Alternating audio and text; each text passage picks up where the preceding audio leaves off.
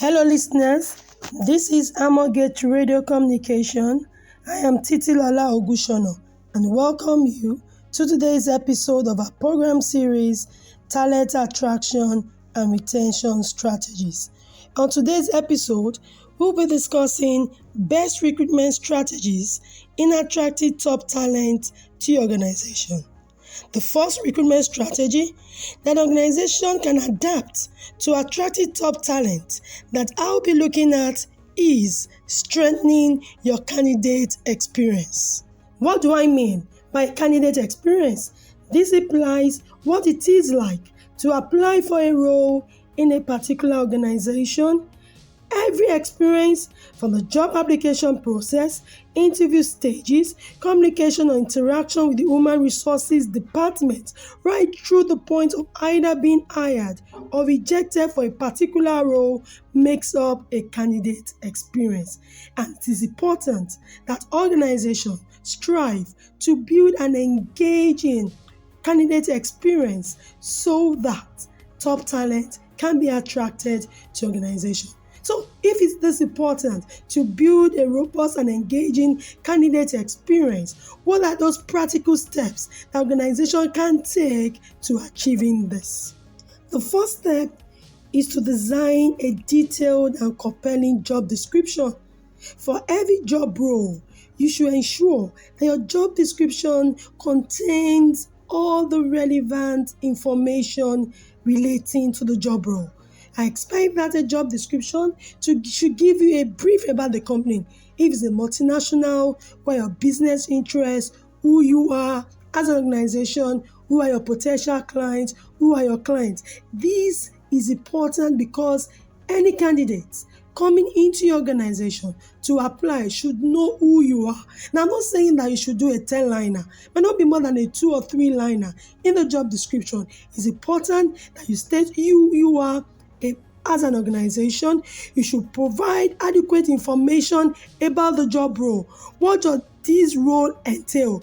What are the job responsibilities attached to this role? Sometimes I've seen job descriptions that do not even tell you details about what the role entails, and when people come on board, they become frustrated because what was stated out in the job description will be different from what they'll be experiencing on the job. It's also important that your job description, the reporting lines should be clearly stated. For instance, if the role is for a team lead marketing unit. Now, who are those that are reporting to the team lead marketing unit? For that specific roles, the reporting lines, who will be reporting to that particular role, and also likewise who would that role be reporting to. Definitely in the organization there should be an organogram so that it is clearly stated who will be reporting to you in that role, who are you going to be responsible also to be reporting to. It's important that this is clearly stated out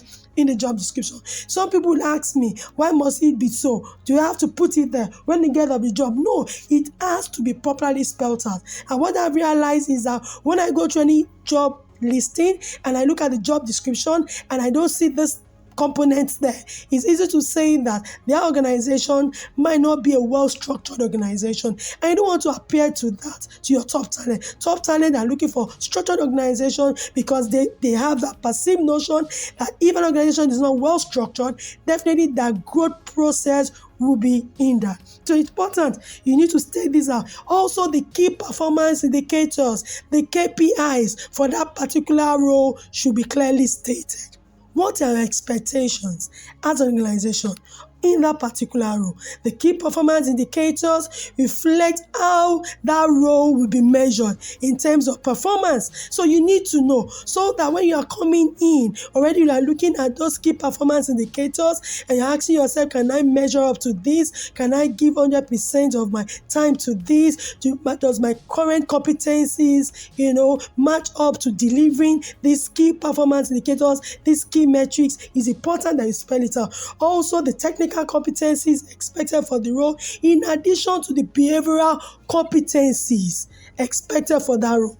And I keep saying that your behavioral competencies again should include your key cultural practices in the organization. As an organization, if one of our core values is excellent, if one of our core values is team spirit, if one of our core values is integrity. So definitely when you're coming up with your behavioral competencies for a particular role, it should include that. So it's important that we put all of these behavioral competencies, it's important that we put it there. Also, likewise, the physical requirement for a particular job should be there. I should know, does this job require that I stand for long hours? Does this job require a sitting position? Does this job require that I have to travel? Is it highly mobile? These are important components that should be embedded in the job description. Also, career development opportunities, the compensation and benefit, the incentives that role would attract should be written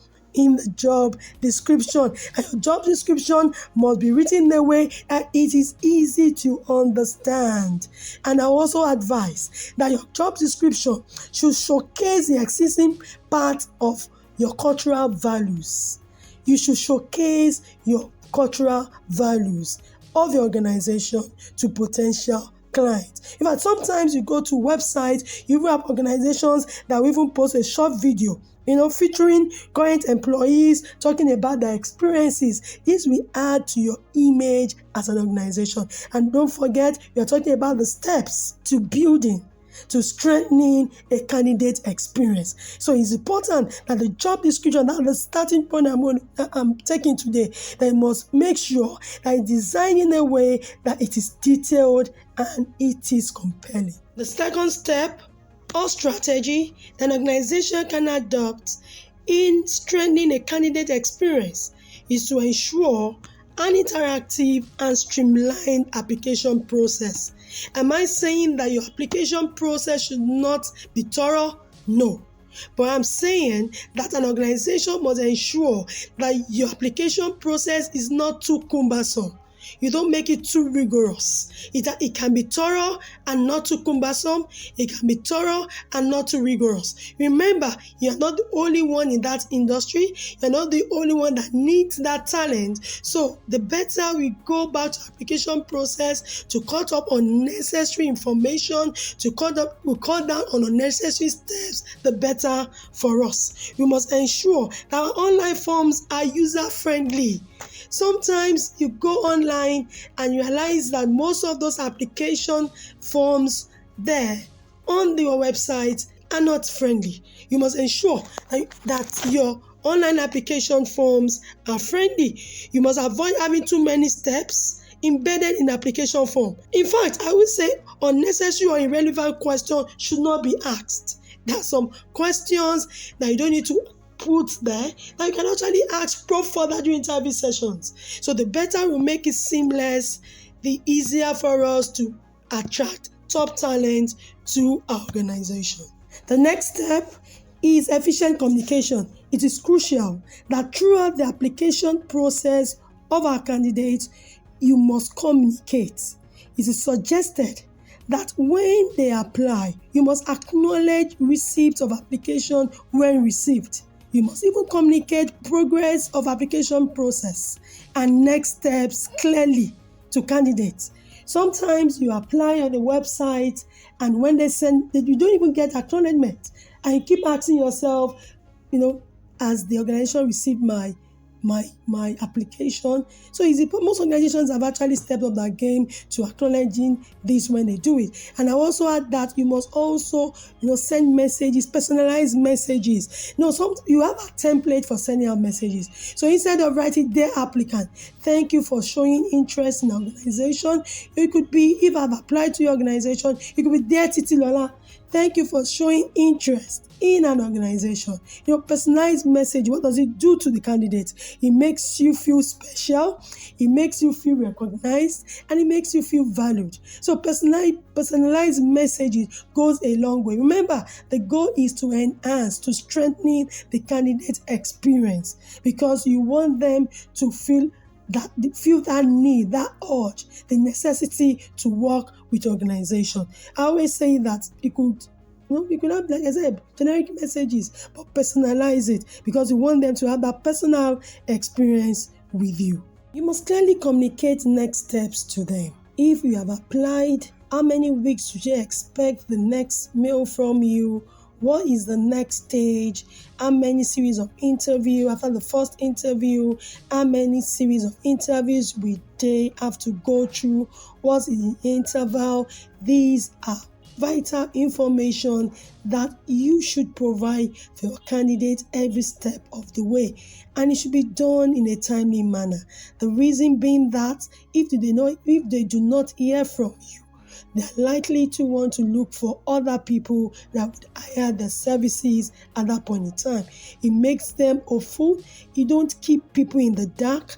You must communicate promptly, you must communicate in a concise manner, and you must make sure that it's efficiently done to your candidates. Thank you so much if you are just joining us. The program is Talent Attraction and Recruitment Strategies on Amogate Radio Communication. We've been looking at the steps that an organization can take in strengthening a candidate experience as one of the recruitment strategies to attracting top talent to an organization. We will be considering another step that is equally crucial in strengthening a candidate experience, and that is engaging and well-structured interview. In every organization, you need to ensure that your interview sessions are well organized, they are well structured, and when interviewing candidates, it must be very interactive and engaging.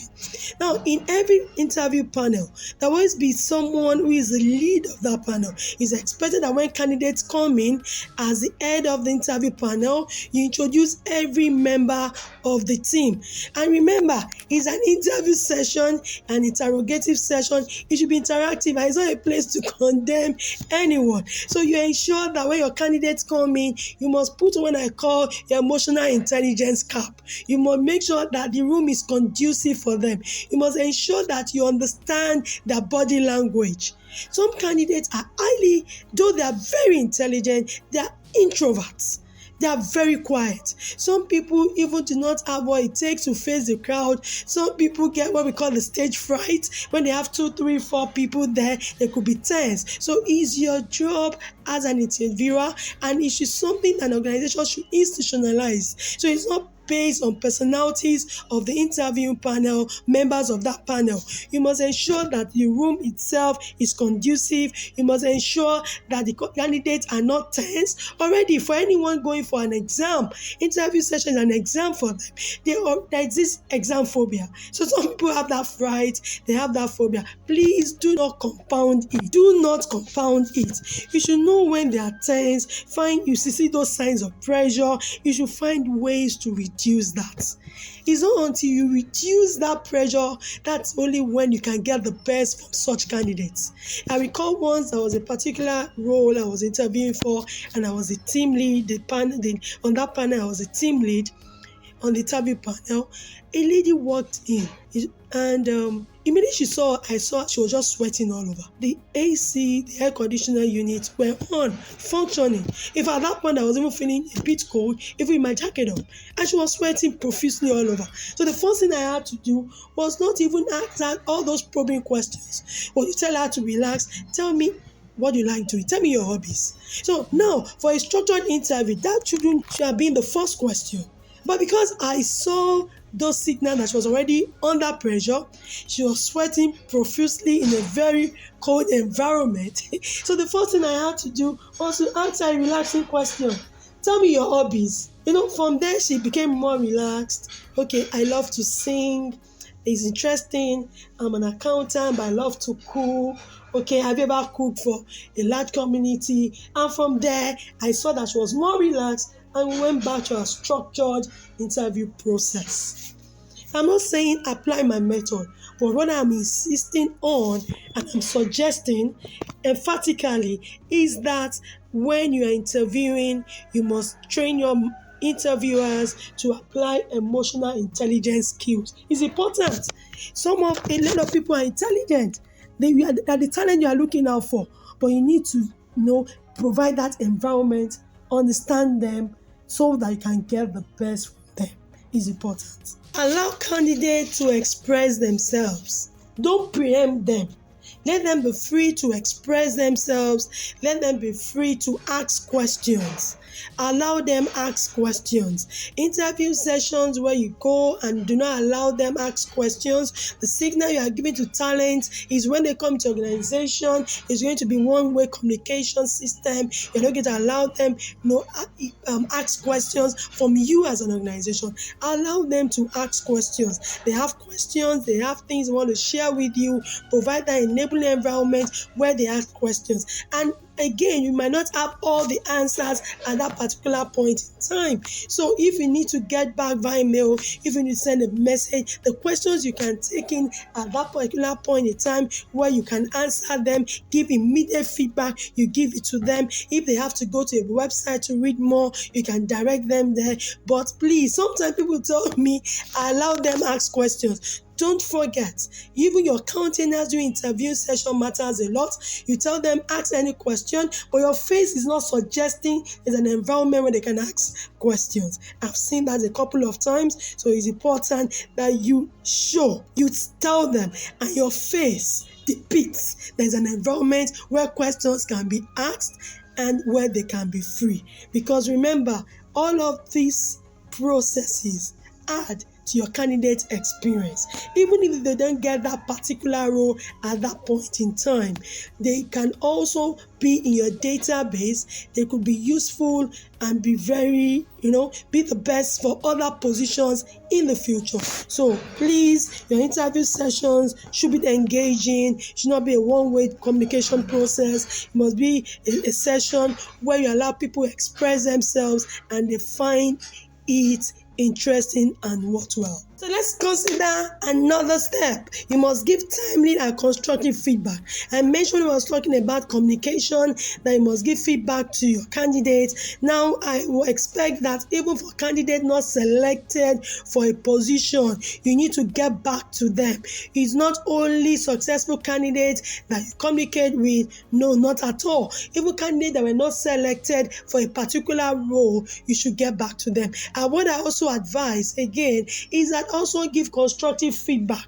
Why were they not fit or selected for that particular role? What it does to them is that you are giving them an opportunity to improve themselves, and you're also giving them that signal that this organization that cares about human capacity development, not just about our personal gain. So you need to, communicate back to them when they are not selected, because this will ensure that you are building your brand as an employer of labor.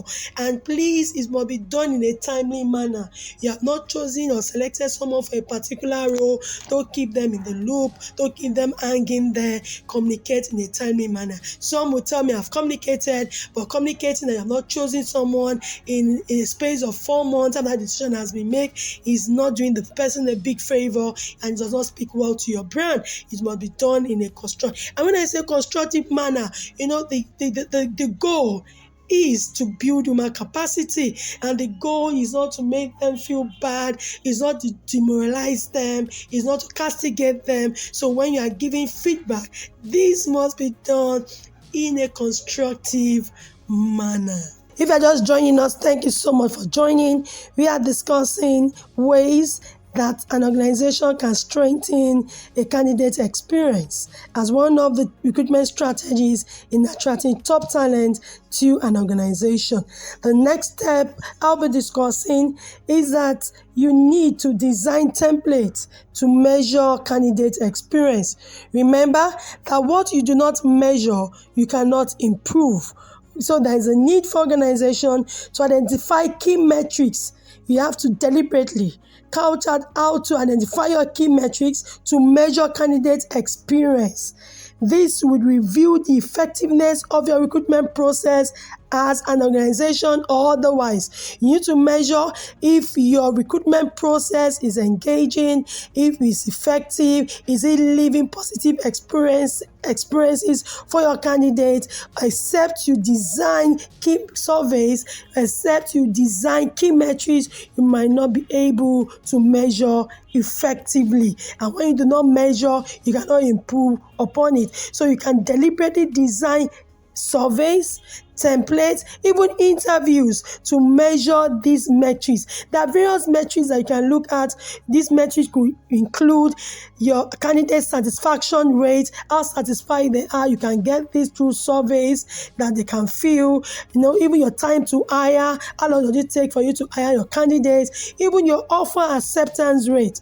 When you offer people the job eventually, how many of them, accept your job offer. So if out of 20 candidates, you have just few people accepting your job offer, it speaks a lot to you.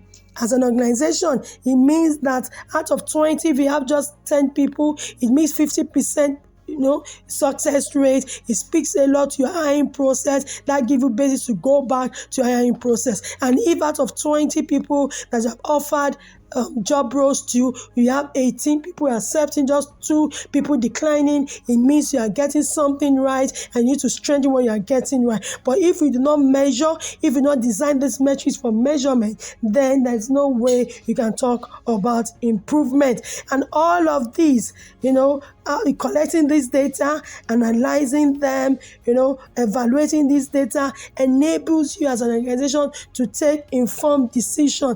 I always say that you need to take data-driven decision. It has to review from the data, as earlier said, and the areas of improvement actually proven. Now, there are organizations that have been measuring candidates, experience effectively. Yes, if you're just going to start as an organization, we have people that have done it successfully. Research has shown that Amazon, has done it successfully and they're still doing it. They use what we call the Net Promoter Score, NPS survey, to gather feedback from candidates on the hiring process. They've done this effectively and they're still deploying it. Also, even data analytics is doing a lot for people, like I said, collating this data from these surveys, from this interview, analyzing, evaluating this data will enable you to take informed decisions. Here's another organization that has been doing it is Google. They've been using data analytics to evaluate the hiring process. Okay, now making the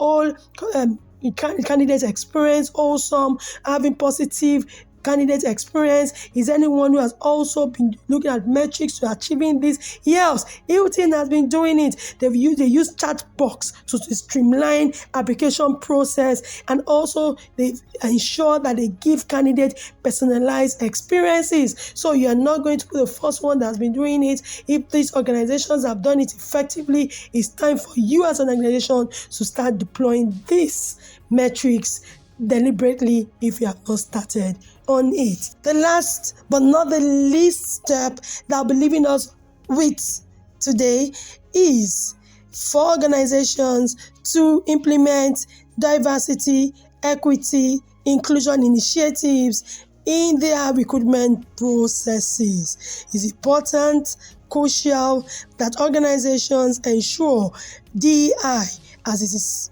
popularly called, is embedded in their recruitment process. This would give a candidate a positive experience. How can you include this? You must remove bias from job advertisement or listing. You must provide support for physically challenged candidates. When you provide the support, you must put it there. You must let people know. It must be there, this kind of support you are providing for them. And also, you must also make provision for underrepresented groups. Now, we would have another episode that will be dedicated to DEI initiatives. The organization can deploy strategies to ensure that you look at diversity, equity, and inclusion as one of the recruitment strategies in attractive top talent to your organization. And organizations have implemented training programs, for training managers on unconscious bias. Whether you like it or not, we are human beings. Sometimes we have that bias unconsciously. So some organizations have gone a step ahead to make sure that hiring managers, recruitment managers, HR managers are trained on identifying and solving unconscious bias. That's the aspect of training and development coming in to help solve this issue of unconscious bias. Thank you so much for staying tuned. I'll draw the curtain here, but if you have questions, feedback for us, can you send a mail to contact@thearmoredgate.org for feedback, questions, comments. Can you send a mail to contact@thearmoregate.org? You can visit our social media platforms on Facebook, Armorgate, Instagram. You can visit us there. Thank you, LinkedIn. You can check us out there. And if you have enjoyed anything, kindly click on the like button. I hope that you join us same time, same station next week. I remain your host, Titilola Ogushono, saying bye from here.